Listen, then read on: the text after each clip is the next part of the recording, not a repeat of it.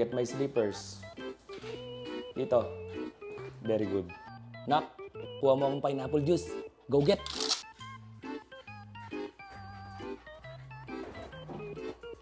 Come. Drop. Galing Kuya Milo, Pir.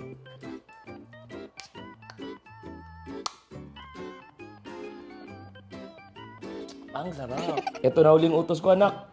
Kuha mo ang suklay. Get me suklay. Dali. Yung suklay ko. Yan, akin na yan. Akin na.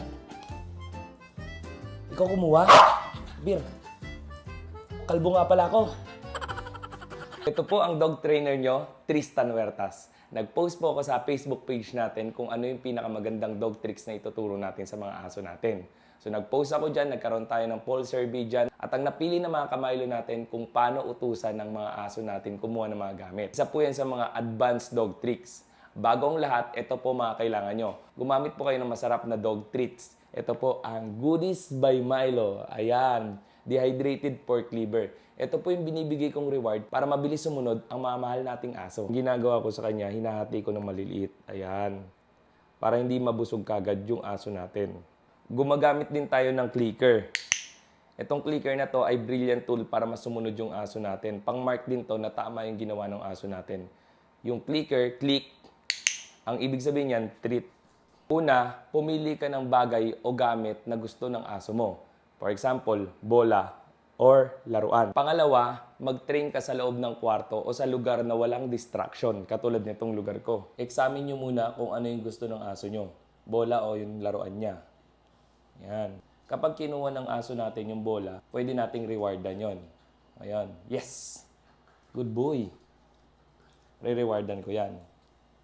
Alam nyo si Milo guys, sobrang taas po ng ball drive niyan. Kaya naturuan ko talaga ng pets yan. Yan. Kinuha niya yung bola. Milo, come. Yan. So, mas gusto niya yung bola. So, ito ang gagamitin natin. Kapag kinagat ng aso yung bola, katulad niyan, o laruan, pwede nating rewardan yun. Yes. Yes. Good dog. Good. Ayan, pag kinakagat niya yung bola, yes. Good dog. Re-rewardan natin yan. Tapos, bibitawan niya yung bola. Okay? Yes. Good job. Yes. So again mga kamaylo ha, dapat yung aso nyo kumakagat ng gamit. Okay? Yan. Ngayon mga kamaylo, kapag kinakagat na ng aso mo yung bola o yung laruan, pwede mo na ngayon iba to. Ayun. Ayan. Tanong mga kamaylo, sir yung aso ko kapag kumuha ng gamit hindi binabalik. Alam nyo, isa sa mga diskarte ko dyan, gumagamit ako ng 2 bola o laruan. Ayan. Para ang focus ng aso, hindi yung kinakagat niya, kundi yung isa mong laruan. Okay? So ito, di ba? Bato natin tong isa. Okay? Kem. Yan. Pag dinrap niya, bato mo tong isa. Good. Good job. Yes. Good job. Good. Advance tong pagkuha ng mga aso natin ng mga gamit. So dapat, mga kamaylo, yung aso natin marunong ng fetch. So ganun ibabato mo. Ngayon, pag ayaw niya ibalik, gumamit ka na pa ng isang laruan. Pag binitawan niya, kunin mo yung isa, tapos bato mo yung isa. Okay? Nakikita niyo ba mga kamaylo? Yan. Go! Hanggang alisin niyo na yung isang bola. Yes! Drop! Drop! Yun. Yes, go! Yan. Maligalig lang talaga si Kuya Milo. O, drop! Very good. Mga kamaylo, depende rin po sa aso natin kung kaya nilang kumuha o kumagat na mga gamit. May mga aso kasi talaga guys na walang drive sa bola o kaya walang drive sa mga laruan. May mga aso talagang ganyan guys. Ngayon, kung yung aso nyo guys, walang drive sa bola, walang drive sa gamit, pwede medyas. Gamit kayo ng medyas. For example, ito, medyas, di ba? Lalagyan ko ng treats to sa loob. Ayan, may treats ako. Papaamoy ko sa kanya. Lalagay ko dito sa loob. Tapos ibilog nyo ng ganito. Yan. So, instinctively, aamuyin niya ng aso natin. No? Aamuyin yan. Kasi may pagkain sa loob. Okay? May pagkain sa loob, aamuyin yan. So, pag inamoy or kinagat na ng ganyan, pwede kang mag-clicker dyan para sabihin mo sa kanya na tama yung ginawa niya.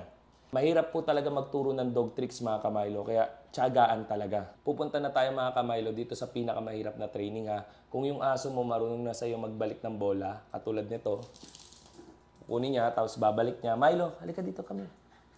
Yan, drop. Very good. Lagyan nyo ng verbal cue kapag nagtuturo kayo ng aso nyo para mas maintindihan ng aso. Again, binato ko dito yung bola. Okay, andyan. Tapos sasabihin ko, fetch.